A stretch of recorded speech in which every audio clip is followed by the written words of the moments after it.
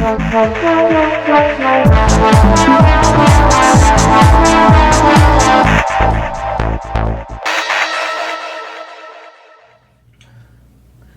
YouTube and welcome to Turmoil in the Toybox. I'm your host Aaron Hauser, and today we're going to be reviewing the Marvel Select Nightcrawler. I picked up this figure recently at a shop called Beyond Comics in Frederick, Maryland, and this place really does go beyond comics. They have a huge selection of Sideshow collectibles, merchandise, Diamond Select figures ranging from the Marvel Select line to Star Trek. They have a huge comic book selection, and their staff is fantastically friendly. They really do a good job of trying to help get you the best merchandise possible for your interests. So I would definitely check them out if you're in their neck of the woods. This is a beautifully done figure that I definitely think falls within my top 5 Marvel Select figures. The sculpt is fantastic. I love the display stand that it came with. A lot of articulation to it and a very well done paint application as well. So there's a lot of strong points to this figure. Taking a closer look at Kurt Wagner, aka Nightcrawler, we have a lot of articulation on this figure. There's articulation in the ankles, in the knees, in the hips, rotation at the waist, sort of a mid-torso flex point. It doesn't have a whole lot of movement to it. Rotation in the wrist, elbows, upper arm, shoulders. Head is on a ball joint.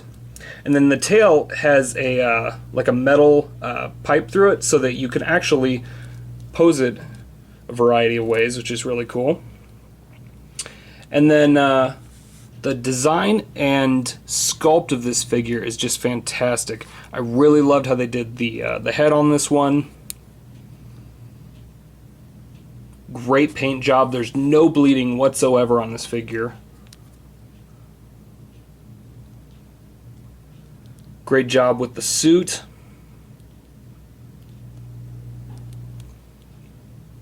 And then probably one of my favorite things about this, I mean, this is a fantastic figure to start with, but the display stand on this is incredible.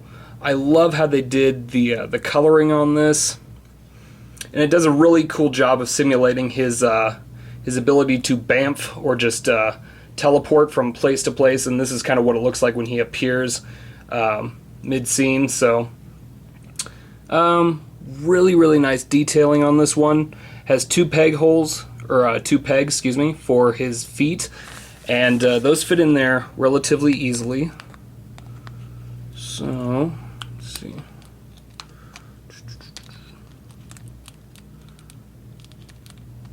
You kind of have to position his toes to fit between some of the detailed points on the display stand there. But once it's on there, it stands firmly in place. Haven't had any issues with this one falling off the base at all, so that really helps. But yeah, as you can see, a lot of really cool positioning and a lot of really cool articulation on this figure make it a very cool display piece. And for the price, it normally runs around $20 on Amazon.com. I picked this one up for about, I think it was 20 to 23 bucks at Beyond Comics, and this is definitely worth the money. I know a lot of these Marvel Select figures, they start out around the anywhere from 17 to 20 bucks when they first come out, and then they jump to 30 to, I've seen some that go for around $200 now. So I'm not sure if this guy will spike that high in price, but he is definitely worth the money, and I would get him sooner rather than later, excuse me, just because I can see this one definitely becoming kind of a rarity, like the Marvel Select Ghost Rider that they're going to be re-releasing here within a couple of months. So, but yeah, this is a great figure, a lot of bang for your buck, and I would definitely check out Beyond Comics. They had several of these figures in stock when I was there. Hopefully they have a bit more. But yeah, and like I said, this is also available on Amazon.com too. So definitely check out this figure if you have the chance. So That's about it for this review. If you have any questions about the figure, just leave them in the comments below.